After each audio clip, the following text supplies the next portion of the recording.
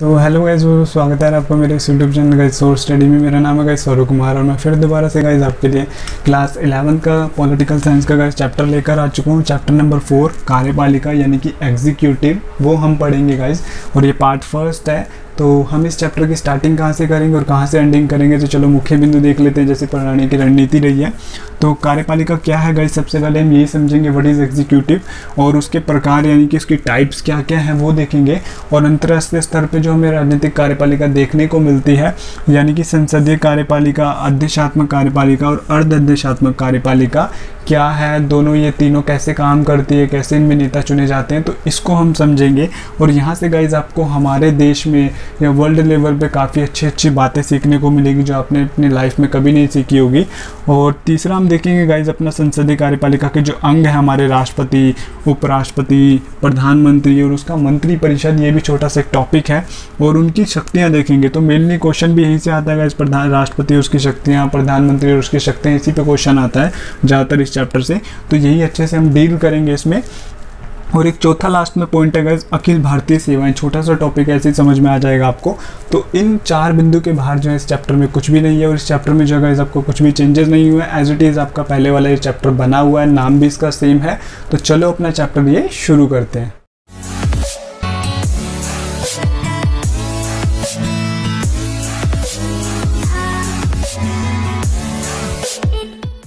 तो गाइस सबसे पहले जो हम अपने कार्यपालिका को ही देखेंगे कि कार्यपालिका क्या है, एग्जीक्यूटिव क्या है, ठीक है, एग्जीक्यूटिव के प्रकार हैं या नहीं है।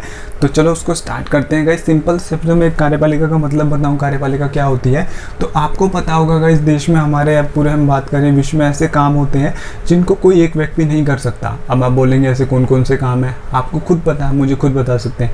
देश को चलाना है, क्या हमारे प्रधानमंत्री, क्या हमारे राष्ट्रपति अकेले चला सकते हैं? नहीं चला सकते।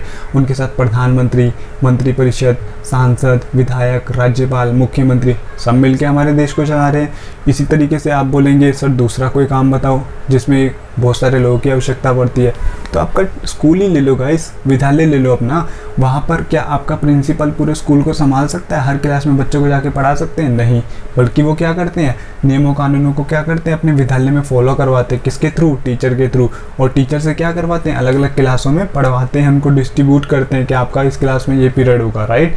अब बात करेंगे, देख आपको मैं एग्जांपल दे देता हूँ, कोई पुलिस स्टाफ का ले लीजिए। पुलिस स्टाफ में का सबसे बड़ा एसएचओ होता है, उसके नीचे अन्य कांस्टेबल होते हैं, राइट। तो क्या एक एसएचओ ही जो है पूरे पुलिस थाने को संभाल सकता है? नहीं संभाल सकता, वो ऊपरी स्तर के काम देखता है ना, राइट। तो वहाँ पर भी पुलिस जो कांस्टेबल और एसएचओ द्वारा मिलकर उस पुलिस स्टेशन को आगे चलाया जा रहा है। इस तरीके से आप ले लीजिए अपना हॉस्पिटल ले लीजिए, राइट। तो हॉस्पिटल में आपने देखा होगा क्या एक डॉक्टर पूरे हॉस्पिटल को चला पा रहा है? नहीं चला पा रहा है। वहाँ पर क्या है, नर्स भी हैं, डॉक्टर भी हैं और उसके नीचे अन्य सफाई कर्मी और अन्य स्टाफ भी हैं जो उसके काम को आगे बढ़ाने में दिन प्रतिदिन अपना सहयोग देते हैं, राइट। तो इतने कई तरीके के काम है, अगर आप देखें ध्यान से कि एक व्यक्ति उसको नहीं कर सकता गाइस। इन कामों को काफ़ी ज़्यादा व्यक्तियों की नीड पड़ती है। तो वही व्यक्तियों का समूह जो होता है गाइस, इन अलग अलग कामों को जब इन व्यक्तियों का समूह मिलकर करता है, ध्यान से समझने की कोशिश कीजिए कि जब इन व्यक्ति इस काम को, कोई ग्रुप ऑफ पीपल, चाहे वो 10 लोगों का ग्रुप हो, चाहे वो 100 लोगों का ग्रुप हो, चाहे वो 5 लोगों का ग्रुप हो, चाहे वो 1000 या 1000 से ज़्यादा लोगों का ग्रुप हो, इससे कोई फ़र्क नहीं पड़ता। जब भी ग्रुप ऑफ पीपल मिलकर यानी व्यक्तियों का समूह मिलकर कोई काम को आगे करता है, संचालित करता है और रूल रेगुलेशन को बनाते रहते हैं, वो उसके अकॉर्डिंग काम करते हैं अपना, तो वही ग्रुप ऑफ पीपल क्या होता है गाइस, कार्यपालिका कहलाता है। तो यहाँ से गाइस मैंने आपकी लैंग्वेज में आपको समझा दिया और यही एक्चुअल में गाइस कार्यपालिका है। बट बशर्ते हमें क्या देखना पड़ता है गाइस कि कार्यपालिका में कि वकील, डॉक्टर हो गए, अध्यापक हो गए, पुलिस कर्मचारी हो गए, ये कार्यपालिका के किस पार्ट में जाएंगे, जबकि प्रधानमंत्री, मुख्यमंत्री ये कार्यपालिका के किस पार्ट में जाएंगे। तो इसी को देखने के लिए गाइस हमें थोड़ा इसके प्रकार पे भी नज़र डालनी पड़ती है। लेकिन एक बार हम अपने डिफाइंड के अकॉर्डिंग भी पढ़ लेते हैं कि कार्यपालिका क्या होती है। लेकिन एक्चुअल मतलब जो है गाइस मैंने आपको समझा दिया, ये ऊपर से समझ में आया होगा आपको। तो कार्यपालिका से गाइस तात्पर्य है व्यक्ति या व्यक्तियों के समूह से जो कायदे कानूनों को संगठनों में रोजाना लागू करता है तथा प्रशासन का कार्यभार संभालता है। जैसे बात करें गाइस कि कौन सा व्यक्तियों का समूह ले लेते हैं, टीचर्स को एक विद्यालय का एग्जाम्पल ले लेते हैं, तो वो रूल रेगुलेशन को अपने स्कूल में लागू करवाते हैं, तो बिल्कुल करवाते हैं। आपको पता होगा ऊपर से कोई ऑर्डर आता है तो प्रिंसिपल सभी टीचर्स को सूचनाएं दे देते हैं मीटिंग करके, राइट, कि आपको जो है ये रूल्स जो है हमारे स्कूल में बच्चों से फॉलो करवाने, ये प्रोजेक्ट है तो ये प्रोजेक्ट बनवाना है, आप आपको, राइट। अगर सफाई अभियान चल रहा है स्कूल में तो ग्रुप बच्चे का वो ग्रुप बांट देते हैं कि आप मिलके जो हमारे साथ सहयोग करेंगे, राइट। ऐसे ही होता है। तो जब भी गाइस ग्रुप ऑफ पीपल मिलकर क्या करते हैं, अपने कायदे कानूनों के अनुसार वो अपने काम को आगे बढ़ाते हैं, तो यही गाइस ग्रुप ऑफ पीपल क्या कहलाता है, कार्यपालिका कहलाता है। जैसे एग्जांपल भी मैंने लिखा है गाइस, राजनेताओं का समूह हो गया, राइट। आप देख सकते हैं राजनेताओं का समूह, यानी कि बात करें हमारा देश का प्रशासन जो है कोई एक व्यक्ति थोड़ी ना चला रहा है, केवल प्रधानमंत्री चला रहे हैं, नहीं। उनके साथ कौन है, प्रधानमंत्री के साथ राष्ट्रपति, उपराष्ट्रपति, राज्यपाल, मुख्यमंत्री, विधायक, सांसद, राइट। ये सारे मिलकर उनका सहयोग दे रहे हैं, तभी जाके तो हमारे देश का जो है प्रशासन चल रहा है, राइट। अब बात करेंगे इस विद्यालय के बारे में, संदर्भ में देखें तो वहाँ पर क्या केवल प्रिंसिपल स्कूल को चलाते हैं, नहीं। तो वहाँ पर गाइज हमें अध्यापक यानी कि टीचर की नीड पड़ती है जो क्लास में जा जाके पढ़ाएंगे, राइट। और एक प्रधानाचार्य की नीड पड़ती है जो उन टीचर को रूल रेगुलेशन देंगे कि आप जो है इसके अकॉर्डिंगली बच्चों को पढ़ाएंगे और हमारे स्कूल को आगे बढ़ने में जो है मदद करेंगे। तो यहाँ से आपको समझ में आ रहा होगा कि जब भी ग्रुप ऑफ पीपल मिलकर अपने कायदे कानूनों के अनुसार काम करता है तो यही ग्रुप ऑफ पीपल क्या कहलाता है, एग्जीक्यूटिव कहलाता है। अब बात करें गाइस, यहाँ से तो हमने पढ़ लिया, हमने इस हॉस्पिटल का एग्जाम्पल देख लिया, हमने विद्यालय का एग्जाम्पल देख लिया, हमने देश का एग्जाम्पल देख लिया, हमने कोई अन्य संस्था का एग्जाम्पल देख लिया। अब बात करें कार्यपालिका के किस पार्ट में जाएंगे, इसे कैसे समझें। इसे समझना बहुत आसान है बच्चों, इसे समझना बहुत आसान है, डोंट वरी। इसको मैं इस तरीके से समझाऊंगा कि आप इसे कभी नहीं भूलेंगे। तो कार्यपालिका को समझने से पहले, इनके दो प्रकारों को समझने से पहले गाइस हम आ जाते हैं अपने राजनेताओं के समूह पर, ठीक है। तो राजनेताओं का समूह का मतलब क्या है कि देश का जो प्रशासन है गाइस किसके द्वारा चलाया जा रहा है, प्रधानमंत्री, राष्ट्रपति, उपराष्ट्रपति, राज्यपाल, मुख्यमंत्री, मंत्रिपरिषद, विधायक, सांसद, इनके द्वारा मिलकर चलाया जा रहा है, राइट। सरपंच हो गए, पंच हो गए, या बात करें नगरों में नगर निगम हो गई आपकी, इनके द्वारा मिलकर हमारे देश का प्रशासन चल रहा है डायरेक्टली रूप से, राइट। तो जो भी गाइज हमारे देश को प्रशासन को आगे बढ़ाने में मदद कर रहे हैं ग्रुप ऑफ पीपल, उस काम में जो भी व्यक्ति लगे हुए हैं, जैसे राष्ट्रपति, प्रधानमंत्री, उपराष्ट्रपति, मंत्रिपरिषद, विधायक, सांसद, सरपंच, पंच, ठीक है, आपके पार्षद हो गए, तो ये सारा जो ग्रुप ऑफ पीपल है ना गाइज, ये किसका पार्ट है, राजनीतिक कार्यपालिका का पार्ट है। यहाँ से आपको याद रखना है किसका पार्ट है, ये राजनीतिक कार्यपालिका का पार्ट है। और बाकी इनके अलावा, राजनेताओं के अलावा जो भी आपके बच गए, आईपीएस अधिकारी, एसडीएम, डीएम, ठीक है, कोई सरकारी टीचर के हो गए, कोई प्रिंसिपल हो गए, कोई सरकारी अस्पताल के व्यक्ति हो गए, ठीक है, डॉक्टर्स हो गए, तो जितने भी बच गए गाइस वो सारे कहाँ पर जाएंगे आपके, वो जाएंगे सारे के सारे स्थायी कार्यपालिका यानी परमानेंट एग्जीक्यूटिव में जाएंगे। तो एक बार हम इसके अंदर दोनों में डिफरेंस क्रिएट कर लेते हैं अभी। तो गाइस अभी हमने देखा था दो कार्यपालिका के प्रकार होते हैं, तो गाइस जब हम दोनों में जो है डिफरेंस क्रिएट कर लेते हैं कि राजनीतिक कार्यपालिका कौन सी होती है और स्थायी कार्यपालिका कौन सी होती है, तो यहाँ से गाइस क्वेश्चन भी आता है। मैं आगे बताऊंगा आपको किस तरीके से क्वेश्चन आता है, तो ध्यान से समझना। अभी मैंने आपको क्या बताया था गाइस कि देश के प्रशासन को जो व्यक्ति का ग्रुप मिलकर चला रहा है वो सारे क्या राजनीतिक कार्यपालिका का पार्ट है। बाकी आपके वकील, एसडीएम, डीएम, ठीक है, अन्य अधिकारी जो बच गए जो देश को अप्रत्यक्ष रूप से चला रहे हैं, वो सारे किसका पार्ट होते हैं, परमानेंट एग्जीक्यूटिव यानी कि वो स्थायी कार्यपालिका का पार्ट होते हैं। तो दोनों में डिफरेंस क्रिएट करेंगे कि कैसे चुने जाते हैं, कब हट जाते हैं, कैसे इनका चुनाव होता है, इनकी नियुक्ति होती है, कैसे चुने जाते हैं, तो वो देख लेते हैं। तो गाइस राजनीतिक कार्यपालिका और स्थायी कार्यपालिका में डिफरेंस, पहले मैं राजनीतिक कार्यपालिका पढ़ाऊंगा देन स्थायी कार्यपालिका। तो राजनेताओं का ऐसा समूह जो प्रत्यक्ष रूप से, प्रत्यक्ष का मतलब होता है गाइस डायरेक्टली रूप से देश का शासन चलाता है, यानी कि हम बात करें कि ऐसा ग्रुप ऑफ पीपल जो डायरेक्टली जो है हमारे देश का प्रशासन चलाता है, जैसे प्रधानमंत्री, राष्ट्रपति, उपराष्ट्रपति, मुख्यमंत्री, राज्यपाल, विधायक, सांसद डायरेक्टली हमारे देश का शासन चलाते हैं। तो यही ग्रुप ऑफ पीपल क्या है गाइस, हमारा राजनीतिक कार्यपालिका कहलाता है। अब बात करें गाइस ये कैसे चुने जाते हैं, तो गाइस इनका निर्वाचन जनता डायरेक्टली या तो जनता करती है, या जनता अपने पहले जिन प्रतिनिधियों को चुन लेती है वो प्रतिनिधि अन्य अधिकारी, अन्य राजनेताओं को चुनते हैं। इस तरीके से जो होता है इन राजनेताओं का ग्रुप ऑफ जो पीपल है इसको चुना जाता है, यानी कि इलेक्ट किया जाता है। जैसे बात करें हम किसको डायरेक्टली मतदान करते हैं, लोकसभा के चुनाव में हम डायरेक्टली मतदान करते हैं, पंचायत, नगर निगम में डायरेक्टली मतदान करते हैं। बाकी उसके बाद राष्ट्रपति, उपराष्ट्रपति, इनका क्या होता है अप्रत्यक्ष रूप से, यानी कि हमारे द्वारा जो कैंडिडेट चुन लिए जाते हैं वो उनके चुनाव में भाग लेते हैं, राइट, हम नहीं लेते। तो इसीलिए मैंने लिखा हुआ है यहीं पर वही लिखा है कि इनका निर्वाचन जनता है, जनता के प्रतिनिधियों द्वारा किया जाता है। और ये प्रत्येक 5 वर्ष के पश्चात जो होते हैं गाइस अपने अपने पदों से ये हट जाते हैं, अर्थात इनको हटा दिया जाता है। इनका कार्यकाल मेनली 5 वर्ष के लिए होता है इन ग्रुप ऑफ पीपल का। और इनकी जगह नए राजनेताओं को चुना जाता है। वो नए राजनेता किस प्रोसेस द्वारा चुने जाएंगे, तो सेम जनता या जनता के प्रतिनिधि द्वारा चुने जाएंगे। तो ये था गाइस हमारा राजनीतिक कार्यपालिका, समझ में आ गया होगा। अब बात कर लेते हैं गाइस स्थायी कार्यपालिका के बारे में। तो राजनेताओं के अलावा गाइस जो भी आपके बच गए वो सारे स्थायी कार्यपालिका में आते हैं। तो व्यक्तियों का ऐसा समूह जो अप्रत्यक्ष रूप से यानी कि इनडायरेक्टली रूप से तो वो देश को शासन में आगे नहीं बढ़ा रहा है, बट क्या कर रहा है, राजनेता है सबसे पहले हमारे देश को प्रशासन को चलाने के लिए, बट उसके नीचे जो अन्य अधिकारी बच जाते हैं जो उनको सहयोग करते हैं, तो वो सारे किस में आ जाते हैं, स्थायी कार्यपालिका में आ जाते हैं, जो अप्रत्यक्ष रूप से देश को आगे बढ़ाने में क्या करते हैं गाइस, मदद करता है। ऐसा व्यक्तियों का समूह जो इनडायरेक्टली रूप से क्या करता है, हमारे देश को यानी कि अप्रत्यक्ष रूप से आगे बढ़ाने का मदद करता है। किनको सहयोग करते हैं, राजनीतिक कार्यपालिका के ग्रुप ऑफ पीपल को सहयोग करते हैं ये।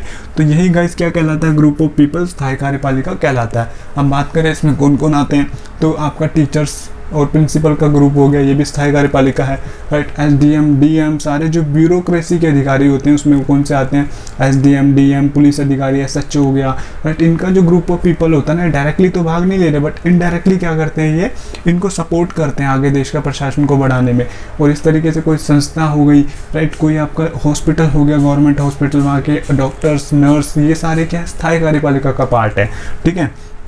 और ये अपनी योग्यता के आधार पर क्या होता है गाइस, अलग अलग पद ग्रहण करते हैं। जैसे कि पता है इनका चुनाव नहीं होता, आपको पता है क्या डॉक्टर का चुनाव होता है, राइट, क्या प्रिंसिपल का चुनाव होता है, क्या एसडीएम डीएम का चुनाव होता नहीं होता ना। तो ये एग्जाम देकर गाइस अपने पद को ग्रहण करते हैं। कोई एसडीएम डीएम बनना चाह रहा है तो उसको इसकी परीक्षा पास करनी होगी, तब जाके जो है वो स्थायी कार्यपालिका को या अपने पद को ग्रहण करेगा, ठीक है। ये डिफरेंस क्रिएट हो गया। और एक निश्चित अवधि के बाद जो होते हैं गाइस, ये सेवानिवृत्त। सेवानिवृत्त का बहुत सारे बच्चों को मतलब नहीं पता होता है। सेवानिवृत्त का मतलब होता है गाइस इंग्लिश में रिटायरमेंट, यानी कि एक समय सीमा होती है ना सरकारी अधिकारी की, 60 साल के बाद टीचर रिटायर हो जाएगा या अन्य अधिकारी 65 साल के बाद रिटायर हो जाएंगे, तो उसे गाइस सेवानिवृत्त बोला जाता है।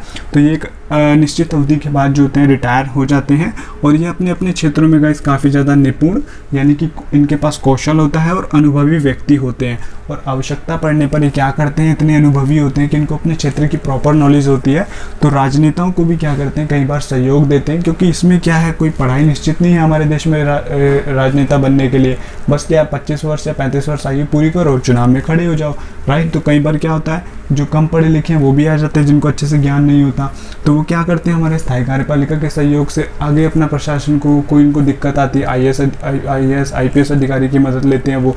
तो इसीलिए गाइस स्थायी कार्यपालिका होती है। तो आई होप यहाँ से आपको दोनों में डिफरेंस क्रिएट हो गया होगा। और आपकी नॉलेज को बढ़ाने के लिए एक स्टेप अगर आपको मैं बताऊँ, अगर आप फॉलो करेंगे गाइस, तो जब भी आप देखेंगे कि मंत्रिपरिषद की कैबिनेट की बैठक हो रही है, राइट, या हमारे प्रधानमंत्री या राष्ट्रपति की आज बैठक है, या बात करें आईपीएस अधिकारियों की आज बैठक हुई, ठीक है, या आप अपने स्कूल में टीचर और प्रिंसिपल का ग्रुप देखते हैं मीटिंग करते हुए, तो आप वहाँ से क्रिएट करा करेंगे डिफरेंस कि हाँ ये टीचर और प्रिंसिपल अभी मिलकर मीटिंग कर रहे हैं, कोई रूल रेगुलेशन बना रहे हैं, तो ये कौन से कार्यपालिका, कौन से एग्जीक्यूटिव है, स्थायी कार्यपालिका। वहीं से पॉइंट जोड़ने लग जा करो अपने दिमाग में कि ये परीक्षा देकर आए हैं, रिटायरमेंट होगा इनका, अपने काम में काफ़ी ज़्यादा निपुण है। जबकि आप कभी भी प्रधानमंत्री अन्य मंत्रियों की बैठक देखते हैं, टीवी न्यूज़ में सुनते हैं, तो आप वहीं पे दिमाग में बातें लाया करो कि हाँ इनका चुनाव हुआ है, 5 वर्षों के बाद ये हट जाएंगे और डायरेक्टली देश को ये चला रहे हैं, ठीक है। तो ये गाइस हमारे स्थायी कार्यपालिका और राजनीतिक कार्यपालिका, और डिफरेंस भी ऐसी पूछता है कार्यपालिका क्या है, स्थायी कार्यपालिका और राजनीतिक कार्यपालिका में डिफरेंस क्रिएट करें। ये तो बात हो गई हमारी गाइस राजनीतिक और स्थायी कार्यपालिका की। अब बात करें गाइस, अभी हमने देखा हमारे देश में जो प्रशासन होता है, प्रधानमंत्री, ठीक है, राष्ट्रपति, उपराष्ट्रपति, मुख्यमंत्री, मंत्रिपरिषद, विधायक, सांसद, पार्षद, सरपंच या पंच, इनके द्वारा मिलकर चलाया जाता है डायरेक्टली रूप से। तो क्या अन्य देशों में भी इस तरीके से राजनेताओं का ग्रुप मिलकर प्रशासन को चलाता है? तो वही जानने के लिए गाइस कि वहाँ पे देश का प्रमुख कौन होता है। जैसे हमारे देश में भारत के प्रधानमंत्री हैं, राइट, आपको पता है कुछ भी दौरा होता है तो वही जाते हैं अन्य देशों से मीटिंग करने के लिए। जबकि हम अन्य देशों के राष्ट्रपति का नाम सुनते हैं कि राष्ट्रपति हमारे मोदी जी से मिले, हम वहाँ पे प्रधानमंत्री का नाम क्यों नहीं सुनते? आपके मन में डाउट आता होगा ना, तो उस डाउट को आज मैं आपको दूर कर दूंगा हमेशा हमेशा के लिए, ठीक है, ध्यान से सुनना। तो वही समझने के लिए गाइस कि हम अन्य देशों में प्रधानमंत्री का नाम क्यों नहीं सुनते, वहाँ पे जो होता है देश का प्रशासन किन राजनेताओं के द्वारा हैंडल किया जाता है, कौन उसमें सर्वा होता है, यानी कि कौन सबसे बड़ा अधिकारी होता है। जैसे भारत में प्रधानमंत्री और मुख्य उसका मंत्रिपरिषद है, एक क्रिकेट टीम की तरह ही काम करते हैं, डायरेक्टली पूरे देश को संभालते हैं। तो अन्य देशों में गाइस किस तरीके से व्यवस्था है, राजनेताओं का ग्रुप किस तरीके से काम कर रहा है, उसी को जानने के लिए गाइस अंतर्राष्ट्रीय स्तर पे भी कार्यपालिका के 3 रूप हमें देखने को मिलते हैं। मेनली हम 3 ही देखेंगे, वैसे तो और भी होते हैं, बट वो आगे जब आप बड़ी पढ़ाई करेंगे तब आपको समझ में आएगा। तो कार्यपालिका के 3 और प्रकार होते हैं, विश्व स्तर पे हमें देखने को मिलते हैं, उसमें हम डिफरेंस क्रिएट करेंगे। पहला है गाइस आपका संसदीय कार्यपालिका, दूसरा है अध्यक्षात्मक कार्यपालिका, आपकी बुक में भी लिखा है एनसीईआरटी में, तीसरा है अर्ध कार्यपालिका। तो संसदीय कार्यपालिका, अध्यक्षात्मक कार्यपालिका और अर्ध कार्यपालिका, ये रिलेटेड किससे है, राजनीतिक कार्यपालिका से। तो चलो अपना वो सीरीज शुरू करते हैं। तो गाइस सबसे पहले भी हम देखेंगे संसदीय कार्यपालिका क्या है। संसदीय कार्यपालिका को देखने से पहले गाइस मैंने बता दूं आपको, यहाँ पर सिर्फ हमें ओवरऑल इसका ऊपर से देखना है कि संसदीय कार्यपालिका यानी कि देश में जो राजनेताओं का ग्रुप है ओवरऑल वो किस तरीके से मेनली काम करता है, किस तरीके से वो बना है ग्रुप ये राजनेताओं का। संसदीय कार्यपालिका को पढ़कर हमें ये समझ आएगा, ठीक है, मैं डायरेक्टली आपको बता देता हूँ इसका मतलब, आपको इसको पढ़ने के बाद क्या समझ में आएगा, क्योंकि बहुत सारे बच्चों को कन्फ्यूजन होती है गाइस कि आपने ये पढ़ा तो दिया लेकिन इसका हमें मतलब क्या समझे, हम इसका क्या मीनिंग है, किस संदर्भ में हम इसको लें, आपने क्यों पढ़ा है हमें। तो गाइस आपको इसका मतलब यही समझ में आएगा, इससे ये पता चलेगा कि जो राजनेता का ग्रुप है ना हमारे देश में वो किस तरीके से जुड़कर काम कर रहा है, राइट, वो किसी के नियंत्रण में है या नहीं है, उसमें हेड कौन है, वो कैसे चुना जा रहा है, राइट, तो ये पता चलेगा। तो चलो देखते हैं इस कार्यपालिका में सरकार का प्रमुख क्या होता है गाइस, प्रधानमंत्री होता है, यानी कि जो हमारे देश में प्रशासन चल रहा है राजनेताओं के ग्रुप द्वारा, उसमें जो सबसे बड़ा हेड होता है वो कौन होता है गाइस, केंद्रीय स्तर पे पीएम होता है। कौन होता है, प्रधानमंत्री होता है। जैसे बात करें क्रिकेट टीम होती है, क्रिकेट टीम में सबसे बड़ा कौन होता है, कप्तान होता है, राइट, कप्तान के बाद उसकी टीम होती है, ठीक है, वो क्रिकेट खेलती है, जो भी डिसीजन होता है कप्तान लेता है। तो इसी तरीके से सरकार में क्या होता है, प्रधानमंत्री डिसीजन लेता है अपने ग्रुप अपनी टीम के द्वारा, उसकी टीम बताऊंगा, मंत्रिपरिषद बोलते हैं उसे। और देश का प्रमुख गाइस प्रधानमंत्री या राष्ट्रपति दोनों में से कोई भी हो सकता है, यानी कि हमारे भारतीय संविधान में ये नहीं बताया गया कि देश का प्रमुख कौन होगा, पीएम होगा या राष्ट्रपति होंगे, दोनों में से कोई भी हो सकता है, ठीक है। जबकि अन्य देशों में भी आपको देखने को मिलेगा कि देश का प्रमुख राष्ट्रपति है। यही चीज़ें आपको समझ में आएगी डिफरेंस, ठीक है। और प्रधानमंत्री की नियुक्ति राष्ट्रपति द्वारा की जाती है, यानी कि प्रधानमंत्री का आपको समझ में आ गया कि डायरेक्टली जनता नहीं हम चुनती है। यहाँ से जो डिफरेंस क्लियर हो गया होगा आपको कि हम नहीं चुनते हैं। बहुत सारे बच्चे सुनते होंगे कि सर लोकसभा के चुनाव हुए थे तो नरेंद्र मोदी को तो हमने चुना था, तो बिल्कुल आप गलत सोच रहे हैं गाइस, क्योंकि लोकसभा के जो उन्होंने चुनाव लड़ा था, उन्होंने प्रधानमंत्री के पद के लिए चुनाव नहीं लड़ा था, बल्कि उन्होंने एज ए सांसद के लिए चुनाव लड़ा था। और जिस पार्टी को बहुमत प्राप्त हुआ था लोकसभा में, यानी कि बीजेपी को, तो उन्होंने अपने एज ए एक व्यक्ति को प्रधानमंत्री के लिए आगे पेश किया था। वो थे हमारे श्रीमती क्या कहते हैं, हम श्रीमान नरेंद्र मोदी थे, और उन्हीं को जो था हमारे राष्ट्रपति ने शपथ दिलाई थी किस। तो यहाँ से डिफरेंस क्रिएट हुआ आपको।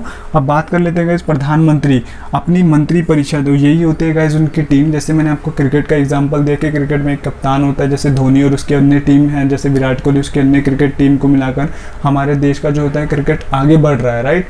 तो इसी तरीके से गाइस प्रधानमंत्री की भी अपनी एक टीम होती है जो देश को आगे चलाती है, वो होती है गाइस मंत्रिपरिषद। तो ये गाइस मंत्रिपरिषद के साथ ही मिलकर, मंत्रिपरिषद के साथ देश का प्रशासन चलाते हैं। कौन, हमारे प्रधानमंत्री। तो यहाँ से समझ में आ गया कि तथा, अब देख लेते हैं, तथा सामूहिक रूप से लोकसभा के प्रति उत्तरदायी होते हैं। यह क्या होते हैं, सामूहिक रूप से लोकसभा के प्रति उत्तरदायी होते हैं। इसका मतलब क्या है, इसके लोकसभा के नियंत्रण में काम करते हैं, यानी कि जो इसका जो टीम है ना, जैसे विराट कोहली उसकी जो टीम है, तो इसी तरीके से प्रधानमंत्री और उनके जो मिनिस्ट्री की टीम है ना गाइस, अगर इसमें से एक भी व्यक्ति के ऊपर आरोप लगता है या वो हट जाता है, तो पूरे के पूरे जो इसकी टीम है मंत्रिपरिषद की, उसको अपना पद और प्रधानमंत्री को भी अपना पद एक साथ छोड़ना पड़ जाता है। ये चीजें हम डिटेल में पढ़ेंगे। अब बात करें कि ऐसी व्यवस्था किन किन देशों में है गाइस, यहाँ से आपसे पूछ सकता है कि निम्नलिखित में से कौन से देश में संसदीय कार्यपालिका की व्यवस्था है। तो गाइस भारत में है सबसे पहले, तो हमें समझ में आ गया, राइट। ब्रिटेन में है, यहाँ से भी समझ में आ गया। जर्मनी में है और जापान में। इस तरीके से आप अन्य देश देख सकते हैं। और जब भी कभी आप ध्यान से सुनना, न्यूज में अगर आप सुनते होंगे ध्यान से, तो देखना जब भी इन देशों की मीटिंग होती है तो यहाँ पे आपको राष्ट्रपति नहीं दिखेंगे, क्योंकि देश का जो प्रमुख है गाइस, वो सरकार का जो प्रमुख है प्रधानमंत्री है। तो यहाँ पर आपको प्रधानमंत्री के नाम सुनने को मिलेंगे, जैसे ब्रिटेन के प्रधानमंत्री। कभी सुना आपने ब्रिटेन के राष्ट्रपति, ब्रिटेन के प्रधानमंत्री मार्गरेट थैचर, राइट। इसी तरीके से गाइस यहाँ पर हमें संसदीय कार्यपालिका में ये इतना बड़ा डिफरेंस समझ में आता है। अब हम देख लेते हैं अध्यक्षात्मक कार्यपालिका क्या होती है। तो अध्यक्षात्मक कार्यपालिका क्या होती है गाइस, ये देख लेते हैं सबसे पहले।